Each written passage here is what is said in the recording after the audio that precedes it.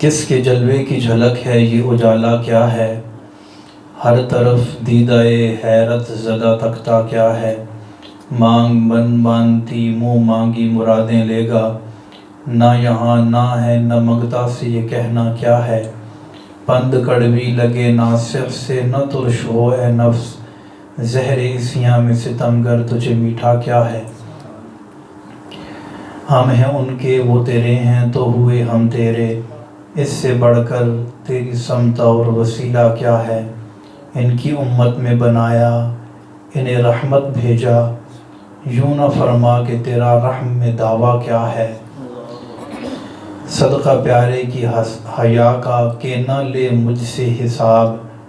بخش بے پوچھے لجائے کو لجانا کیا ہے، زاہد ان کا میں گناہگار وہ میرے شافع، اتنی نسبت مجھے کیا کم ہے تو سمجھا کیا ہے، اور بے کسی ہو جو مجھے پرسش اعمال کے وقت، دوستو کیا کہوں اس وقت تمنا کیا ہے، کاش فریاد میری سن کے یہ فرمائیں حضور، ہاں کوئی دیکھو یہ کیا شور ہے غوغا کیا ہے، کون آفت زدہ ہے کس پہ بلا ٹوٹی ہے، کس مصیبت میں گرفتار ہے صدمہ کیا ہے، اور کس سے کہتا ہے کہ للہ خبر لیجئے میری، کیوں ہے بے تاب یہ بے چینی کا رونا کیا ہے، اس کی بے چینی سے ہے خاطر اقدس پہ ملال، بے بسی کیسی ہے پوچھو کوئی گزرا کیا ہے، یوں ملائک کریں معروض کہ ایک مجرم ہے، اس سے پرسش ہے بتا تو نے کیا کیا کیا ہے، اور سامنا قہر کا ہے دفتر اعمال ہیں پیش، ڈر رہا ہے کہ خدا حکم سناتا کیا ہے، آپ سے کرتا ہے فریاد کہ یا شاہ رسل،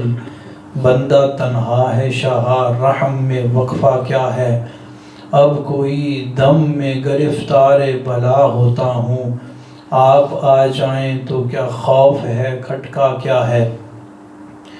سن کے یہ عرض میری بحر کرم جوش میں آئے، یوں ملائک کو ہو ارشاد ٹھہرنا کیا ہے، کس کو تم مورد آفات کیا چاہتے ہو، ہم بھی تو آ کے ذرا دیکھیں تماشا کیا ہے،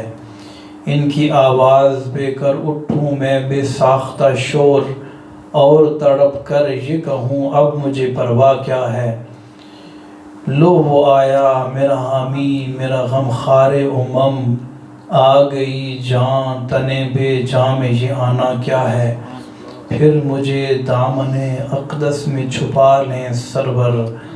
اور فرمائیں ہٹو اس پہ تقاضا کیا ہے، بندہ آزاد شدہ ہے یہ ہمارے در کا،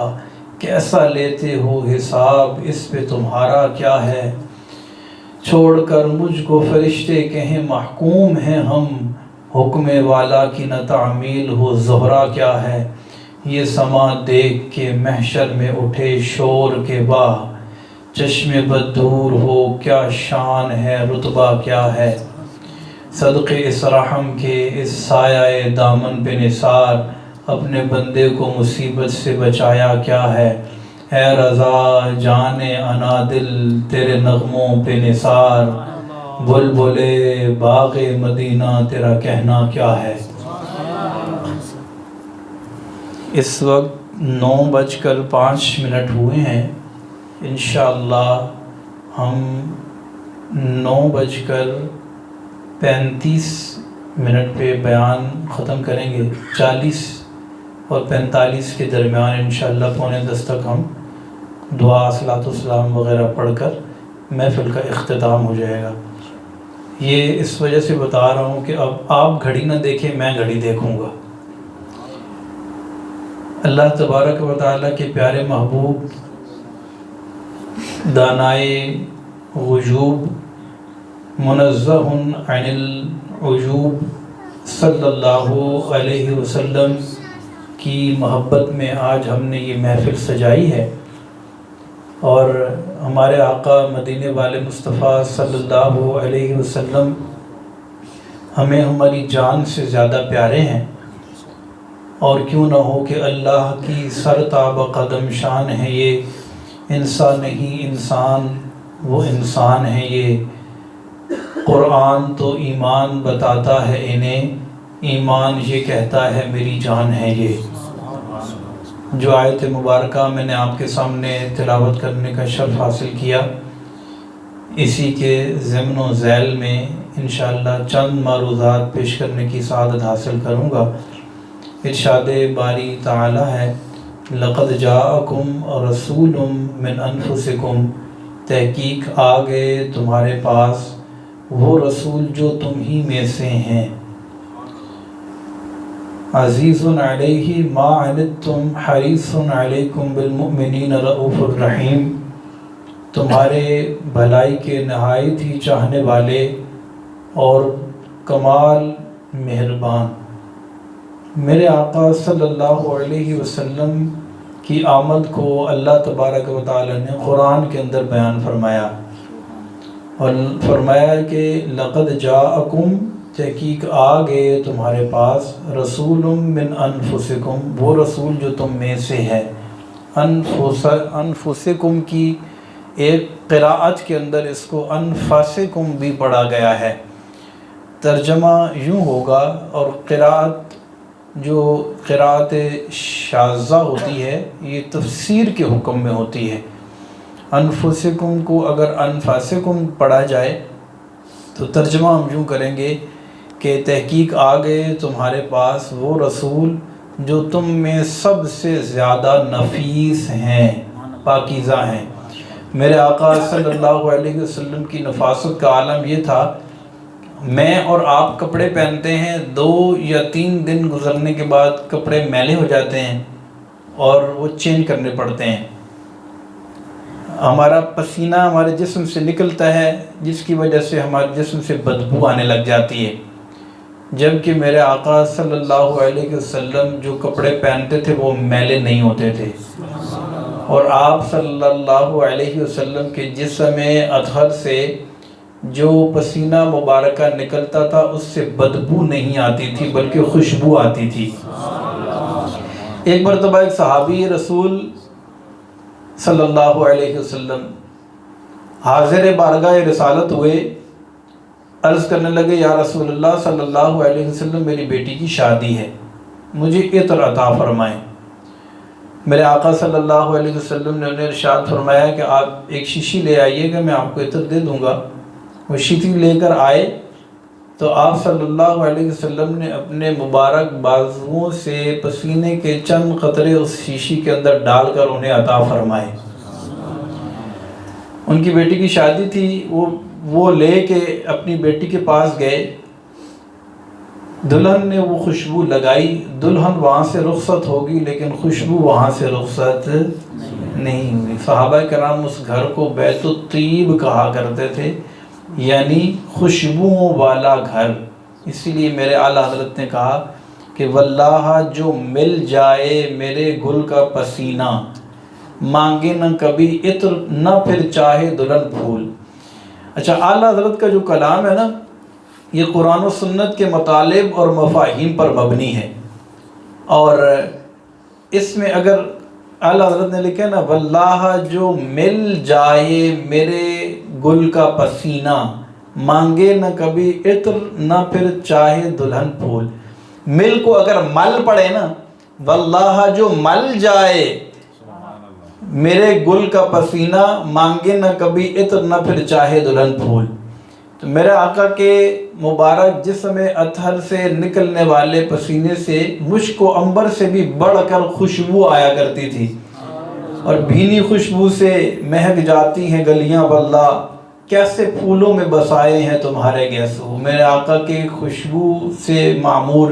گیسوں سے بھی ایسی خوشبو آتی تھی کہ دنیا کے اندر ایسی خوشبو نہیں ہوتی تھی، بلکہ میرے آقا صلی اللہ علیہ وسلم جس راستے سے گزر جاتے تھے وہ راستہ بھی معمر اور معطر ہو جایا کرتا تھا۔ صحابہ کرام جب کبھی نبی پاک صلی اللہ علیہ وسلم کو ڈھونڈتے تو خوشبو سے پہچان جاتے کہ اس طرف خوشبو بتا رہی ہے کہ میرے آقا صلی اللہ علیہ وسلم یہاں سے گزرے ہیں۔ کیا مہکتے ہیں مہکنے والے، بو پہ چلتے ہیں بھٹکنے والے۔ اور میرے آقا صلی اللہ علیہ وسلم کی نفاست کا عالم یہ تھا کہ آپ صلی اللہ علیہ وسلم کا سایہ نہیں تھا، سایہ نہیں تھا۔ اور آپ صلی اللہ علیہ وسلم کے سر میں آپ جو تیل مبارک ڈالتے تھے، اس تیل کا عالم یہ ہوتا تھا کہ زلفوں سے اس کے قطرے ٹپکا کرتے تھے، اور آپ امامے کے نیچے سربند باندھا کرتے تھے، سربند۔ اور اس سربند کا حال یہ تھا کہ اس میں بھی اور بالوں میں جوں نہیں پڑتی تھی، بلکہ خوشبوؤں کی لپٹیں آیا کرتی تھیں۔ اور وہ جو قطرے گرتے تھے نا زلفوں سے، اس کے بارے میں اعلیٰ حضرت نے کیا کہا کہ وہ کیا ہے شعر کہ وہ ٹپکتی نہیں بالوں سے رضا، تیل کی بوندیں ٹپکتی نہیں بالوں سے رضا، صبح عارض پہ لٹاتے ہیں ستارے گیسو۔ کہتے ہیں کہ یہ تیل کی بوندیں نہ سمجھو کہ یہ تیل کی بوندیں ٹپک رہی ہیں، بلکہ یہ کیا ہے، یہ گویا کہ آسمان کے جو ستارے ہیں یہ صبح عارض پہ لٹاتے ہیں ستارے گیسو، اس پر ستارے لٹائے جا رہے ہیں۔ تو میرے آقا صلی اللہ علیہ وسلم کی نفاست کا عالم یہ ہے کہ جس کو الفاظ میں بیان نہیں کیا جا سکتا، اتنی خوبصورت اور اتنے نفیس تھے۔ اور پھر میرے آقا صلی اللہ علیہ وسلم کی ایک اور صفت اس آیت مبارکہ کے اندر یہ بیان کی گئی، عزیز علیہ ما عنتم حریص علیکم بالمؤمنین رؤوف الرحیم، کہ آپ صلی اللہ علیہ وسلم مومنین کے نہایت ہی چاہنے والے ہیں اور کمال درجے کے مہربان ہیں، رحم کرنے والے ہیں، مومنین پر، مومنین سے محبت کرنے والے ہیں۔ اور اسی لیے مولانا حسن رضا خان رحمۃ اللہ تعالیٰ علیہ نے یہ کہا تھا نا کہ تم کو تو غلاموں سے ہے کچھ ایسی محبت ہے ترک ادب، ورنہ کہیں ہم پہ فدا ہو، اور آتا ہے فقیروں پہ انہیں پیار کچھ ایسا، خود بھیک دیں اور خود کہیں منگتا کا بھلا ہو۔ اتنا پیار اپنے غلاموں سے، اس کی مثال نہیں ملتی۔ غلام تو آقا سے پیار کرتا ہی کرتا ہے، لیکن اس کی مثال دنیا کے اندر نہیں ملتی کہ کوئی آقا اپنے غلام سے اتنا پیار کرتا ہو۔ یہ جس محبت اور جس شفقت کو اور جس رحمت کو اللہ تبارک و تعالی قرآن کے اندر بیان فرما رہا ہے، بالمؤمنین رؤوف الرحیم، رؤوف اور رحیم ہے۔ اچھا، اعلیٰ حضرت کمال کی نا اس موقع پر فرماتے ہیں کہ بلکہ سرکار کی بارگاہ میں جب حاضر ہوئے نا تو کہتے ہیں مومن ہوں مومنوں پہ رؤوف الرحیم ہو، سائل ہوں سائلوں کو خوشی لا نہر کی ہے۔ کہتے ہیں کہ مومنوں پہ رؤوف الرحیم ہو، قرآن کا فیصلہ ہے، اللہ نے فرمایا ہے کہ آپ مومنوں پہ رؤوف الرحیم ہیں، تو میں مومن ہوں، گناہ گار ضرور ہوں لیکن یا رسول اللہ میں مومن تو ہوں۔ جب میں مومن ہوں تو مجھے اس بات کا یقین ہے کہ میں آپ کی بارگاہ سے ایسا نہیں ہے کہ مجھے دھتکار دیا جائے اور خالی لوٹا دیا جائے، بلکہ میں کیونکہ مومن ہوں تو لہذا مجھ پر رحم کیا جائے گا، اور سائل ہوں سائلوں کو خوشی لا نہر کی ہے۔ فرمایا وَأَمَّا السَّائِلَ فَلَا تَنْهَرْ، اے محبوب جب آپ کی بارگاہ میں کوئی سائل آ جائے اسے جھڑکنا نہیں ہے۔ تو یا رسول اللہ میں آپ کی بارگاہ میں سائل بن کر حاضر ہوا ہوں، لہٰذا مجھے یقین ہے کہ مجھے جھڑکا نہیں جائے گا۔ مومن ہوں مومنوں پہ رؤوف الرحیم ہو، سائل ہوں سائلوں کو خوشی لا نہر کی ہے۔ اور آقا صلی اللہ علیہ وسلم اپنے غلاموں سے کتنا پیار کرتے ہیں، کتنی شفقت کرتے ہیں، کتنی مہربانی کرتے ہیں۔ میرے آقا صلی اللہ علیہ وسلم جب دنیا میں تشریف لائے،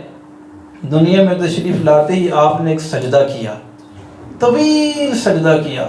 اور لبوں پر یہ دعا تھی رب اغفر لی امتی، رب ہب لی امتی، اے اللہ میری امت کو بخش دے، اے اللہ میری امت کو میرے حوالے کر دے۔ پہلے سجدے پہ روز ازل سے درود، یادگاری یہ امت پہ لاکھوں سلام۔ جب معراج پر تشریف لے جانے لگے، آپ براق پر تشریف فرما ہوئے، آنکھوں سے آنسو جاری ہیں۔ جبریل نے پوچھا یا رسول اللہ آگے پیچھے فرشتوں کی بارات ہے، آپ براق پر تشریف فرما ہوئے ہیں، آج تو معراج ہے، اللہ کی ملاقات کرنے کے لیے آپ جا رہے ہیں، اللہ کی بارگاہ میں حاضر ہوں گے، اللہ کی زیارت کریں گے۔ آج تو خوشی کا دن ہے، رونے کی بات تو نہیں ہے۔ میرے آقا صلی اللہ علیہ وسلم نے ارشاد فرمایا، اے جبریل اس میں کوئی شک نہیں ہے، آج بڑا خوشی کا دن ہے، لیکن میں اس دن کو یاد کر کے رو رہا ہوں کہ جب میری امت پل صراط پر سے گزرے گی، جو بال سے زیادہ باریک، تلوار کی دھار سے زیادہ تیز، اور یہ پل ہوگا، اور اس پل سے ہر ایک کو گزرنا ہے۔ آج میں تو براق کے اوپر سوار ہوں، لیکن مجھے اپنی امت کا وہ غم یاد آ رہا ہے کہ جب اس مشکل ترین پل سے جب میری امت گزرے گی تو پھر کیا ہوگا۔ سدرہ پہ پہنچے، آگے جانے لگے، جبریل رک گئے، تھکے تھے روح الامی کے بازو، چھٹا وہ دامن کہاں وہ پہلو، رکاب چھوٹی امید ٹوٹی، نگاہ حسرت کے ولولے تھے۔ جبریل رک گئے، عرض کرتے ہیں یا رسول اللہ اب میں آگے نہیں بڑھ سکتا، آگے ایک قدم بھی بڑھاؤں گا تو میرے بال اور پر جل جائیں گے، میرے بال اور پر اب آگے نہیں بڑھ سکتا۔ سدرہ جو ہے نا، سدرۃ المنتہا، یہ حضرت جبریل امی علیہ السلام کا مقام ہے۔ وہاں حضرت جبریل علیہ السلام جو کہ فرشتوں کے سردار ہیں وہاں پر رہتے ہیں، اور جب کسی نبی پر وحی نازل ہوتی تو حضرت جبریل علیہ السلام اس نبی علیہ السلام کی خدمت میں حاضر ہو جایا کرتے تھے۔ کم و بیش میرے آقا صلی اللہ علیہ وسلم کی خدمت میں 24,000 مرتبہ حاضر ہوئے۔ کتنی مرتبہ؟ 24,000۔ اسی لیے مولانا حسن رضا خان رحمۃ اللہ تعالی علیہ نے بڑی پیاری بات کی، کہتے ہیں کہ بے لقائے یار ان کو چین آ جاتا، اگر محبت کی بات ہے، کہا کہ جبریل بار بار آقا کی بارگاہ میں حاضر ہوتے تھے، جاتے تھے جبریل سدرہ پر، پھر آتے تھے، پھر جاتے تھے، پھر آتے تھے، پھر آتے تھے، پھر جاتے تھے، پھر آتے تھے۔ کہا اس وجہ سے کہ جب جاتے تھے آقا کی یاد آتی تھی، پھر خدمت میں حاضر ہو جایا کرتے تھے۔ تو بے لقائے یار ان کو چین آ جاتا، اگر بار بار آتے نا یوں جبریل سدرہ چھوڑ کر، بار بار آتے نا یوں جبریل سدرہ چھوڑ کر، بار بار آتے نا یوں جبریل سدرہ چھوڑ کر۔ تو بار بار آئے، کتنی مرتبہ؟ کم و بیش 24,000 مرتبہ آئے۔ اچھا، اس طرح دوستی ہو جاتی ہے آپس میں،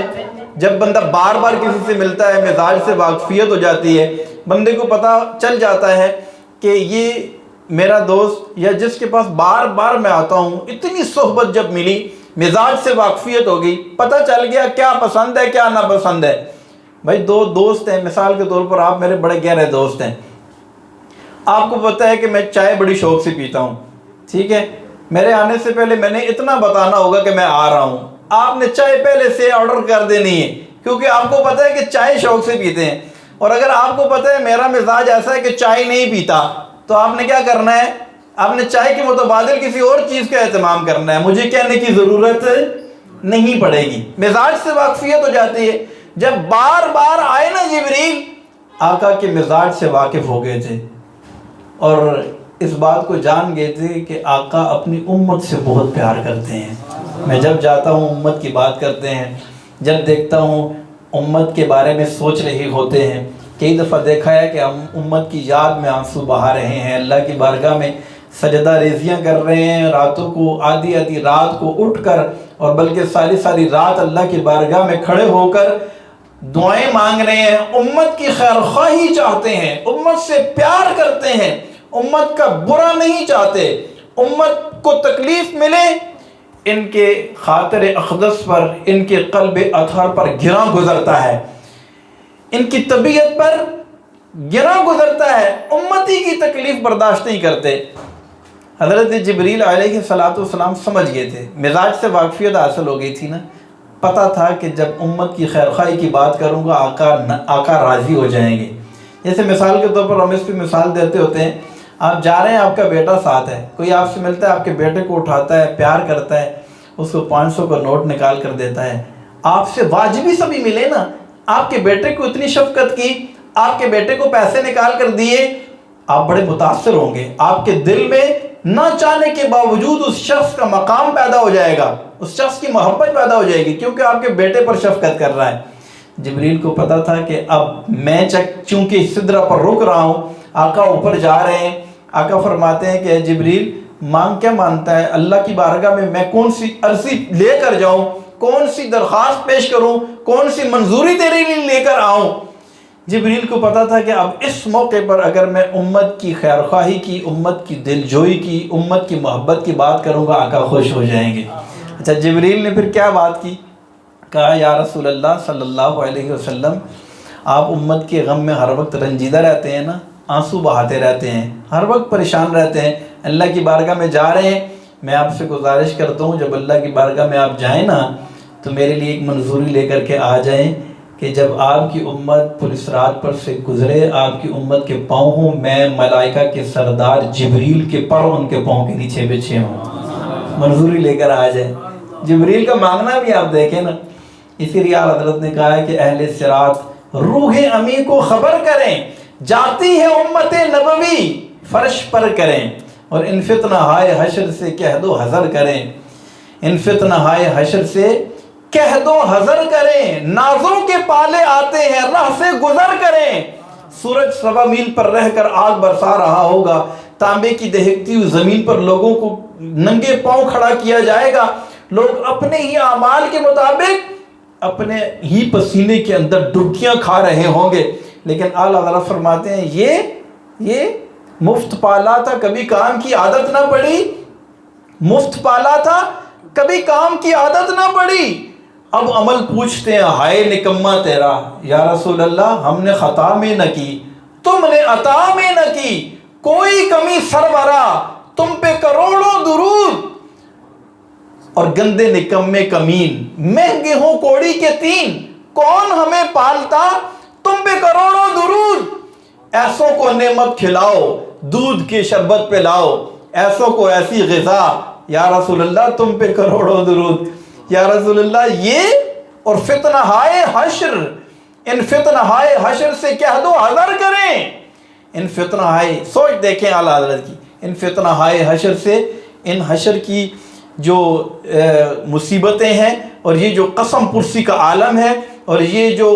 ایذا سامانیہ ہیں، اور یہ جو تکلیف دہ مناظر ہیں، فرماتے ہیں ان سے کہہ دو نا یہ سائیڈ پہ ہو جائیں، یہ اب کیا کریں، یہ سائیڈ پہ ہو جائیں، یہ تکلیفیں سائیڈ پہ ہو جائیں، ان فتنہ ہائے حشر سے کہہ دو حذر کریں، سائیڈ پہ ہوں، نازوں کے پالے آتے ہیں راہ سے گزر کریں۔ یہ لاڈلی امت آ رہی ہے، یہ لاڈلی، یہ وہ امت کہ گزشتہ امتوں میں سے کوئی گناہ کرتا نا اس کے ماتھے پر لکھ دیا جاتا تھا،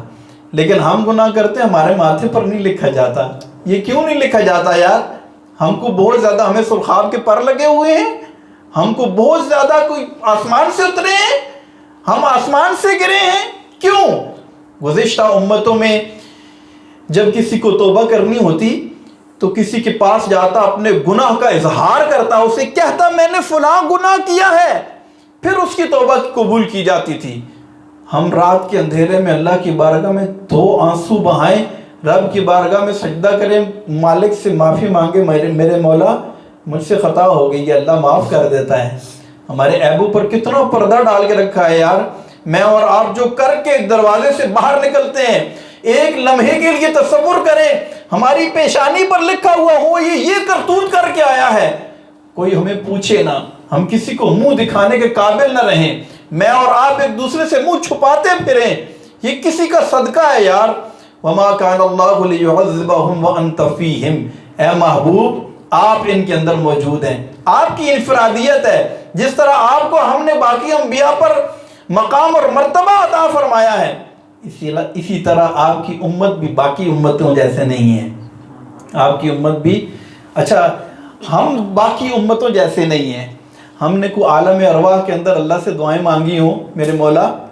ہمیں اپنے محبوب کا امتی بنانا, ہم نے کوئی منت مانی ہوئی مولا ہمیں اپنی امت کا ہمیں اپنے محبوب کا امتی بنانا. الواح توریت کے اندر حضرت موسیٰ کلیم اللہ علیہ نبینا علیہ السلام نے جب اس امت کے فضائل پڑھے عرض کی مولا مجھے ایسی امت دے دینا. اللہ نے فرمایا نہیں یہ تو میں اپنے محبوب کی امت بناؤں گا. پھر فضائل اور پڑھتے رہے, پھر عرض کرتے ہیں مولا مجھے یہ امت دے دینا. اللہ نے فرمایا کہ نہیں یہ میرے محبوب کی امت ہے. پھر فضائل پڑھتے رہے, پھر عرض کی مولا مجھے ایسی امت دے دے. فرمایا نہیں یہ میرے محبوب کی امت ہے. اچھا مولا یہ تیرے محبوب کی امت ہے, اچھا مجھے اس امت میں پیدا فرما دے دے. یار کم و بیش 12 کے قریب انبیاء کرام ایسے تھے جنہوں نے یہ دعا کی تھی مولا ہمیں آخری امت میں پیدا فرما دے. میں اور آپ یقین کریں کبھی آئینے کے سامنے کھڑے ہوں اکیلے میں اپنا چہرہ غور سے دیکھیں اور اپنے آپ کو مخاطب کر کے کہیں, سوچیں ایک لمحے کے لیے میرے اندر کیا خوبی تھی, اللہ نے بن مانگے اتنا مجھ پر کرم کیا, اپنے آخری نبی کا امتی مجھے بنایا. اسی لیے اللہ فرماتے ہیں کہ ان فتنہ ہائے حشر سے کہہ دو حذر کریں, نازوں کے پالے آتے ہیں راہ سے گزر کریں. یار نازوں کے پالے نہیں ہیں. پہلے کے دور میں جب کپڑا ناپاک ہوتا تھا نا اس کو کاٹ کے پھینکنا ہوتا تھا. اب ہم کپڑا دھوتے ہیں یہ پاک ہو جاتا ہے. پہلے کی امتوں میں جو روزہ رکھتے تھے نا بات کرنے سے روزہ ٹوٹ جاتا تھا. ہم سارا دن کپے مارتے رہتے ہیں پھر بھی ہمارا روزہ ہو جاتا ہے. کتنی آسانیاں ہیں ہمارے لیے, کتنی موجیں لگی ہوئی ہیں. اور آپ کو پتا ہے کہ یہ امت جب کل بروز قیامت آئے گی نا سب سے پہلے جنت کا دروازہ اس امت کے لیے کھولا جائے گا. اور میرے آقا صلی اللہ علیہ وسلم نے ارشاد فرمایا کہ 70,000 میرے ایسے امتی ہوں گے کہ جو میری امت کے آگے آگے چل رہے ہوں گے, ان کا کوئی حساب و کتاب نہیں ہوگا. مزے ہی مزے لگے ہوئے ہیں دنیا کے اندر بھی آخرت میں بھی. لا یکلف اللہ نفسا الا وسعها, فرمایا کہ ان کو ایسی چیز کا مکلف نہیں بنایا کہ جو ان کی استطاعت سے زیادہ ہو, جتنی ان کے اندر طاقت نہ ہو. آج لوگ کہتے ہیں یار دین پر چلنا بڑا مشکل ہے, کہہ دیتے ہیں نا دین پر چل. اچھا یہ وہ لوگ کہتے ہیں جو بالکل کرتے کراتے کچھ بھی نہیں ہے, وہ کہتے ہیں دین پر چلنا بڑا مشکل ہے. حالانکہ کربلا والوں نے نہیں کہا تھا کہ دین پر چلنا مشکل ہے. انہوں نے کہا رضم بقضائک, مولا ہم تیری رضا میں راضی ہیں. انہوں نے نہیں کہا تھا یہ تو بڑا اوکھا ہے جی, تیروں کی بارش برس رہی ہے, یہاں پر تو جان بچانا اپنے بچے ذبح کروانا بڑا اوکھا کام ہے. انہوں نے نہیں کہا تھا. جنہوں نے سب کچھ قربان کر دیا انہوں نے نہیں کہا, اور جو کچھ بھی نہیں کرتے نا وہ کہتے ہیں یار بڑا اوکھا ہے. تو دین پر چلنا بڑا آسان ہے. خدا کی قسم اس امت میں پیدا ہو گئے تو مزے ہی مزے ہیں. اگر ہم تھوڑی سی کوشش کریں نا, تھوڑی سی کوشش, تو اللہ تبارک و تعالی بہت زیادہ اجر و ثواب عطا فرماتا ہے. تو میں عرض کر رہا تھا کہ یہ کمال ہمارا نہیں ہے, یہ کمال ہمارا کمال نہیں ہے. یہ کس کا کمال ہے؟ وَأَنْتَ فِيهِمْ, أَنْتَ فِيهِمْ نے عدو کو بھی لیا دامن میں, ایشے جاوید مبارک تجھے شہدائی یہ دوست. میرے اعلیٰ حضرت فرماتے ہیں, کہتے ہیں أَنْتَ فِيهِمْ نے عدو کو بھی لیا دامن میں. فرمایا اجتماعی طور پر عذاب اس امت پر نہیں آئے گا. کیوں نہیں آئے گا؟ وَأَنْتَ فِيهِمْ, اے محبوب تو ان میں موجود ہے. فرمایا کہ ان معنوں میں اگر دیکھا جائے تو فرمایا کہ جو دشمن ہے نا, جو انکار کرتے ہیں, جو مانتے ہی نہیں ہیں, جو مسلمان ہی نہیں ہیں, وہ بھی محروم نہیں ہے. کہا انت فیہم نے عدو یعنی دشمن کو بھی لیا دامن میں, ایشے جاوید مبارک تجھے شہدائی یہ دوست. اور جب ان کی رحمت سے کفار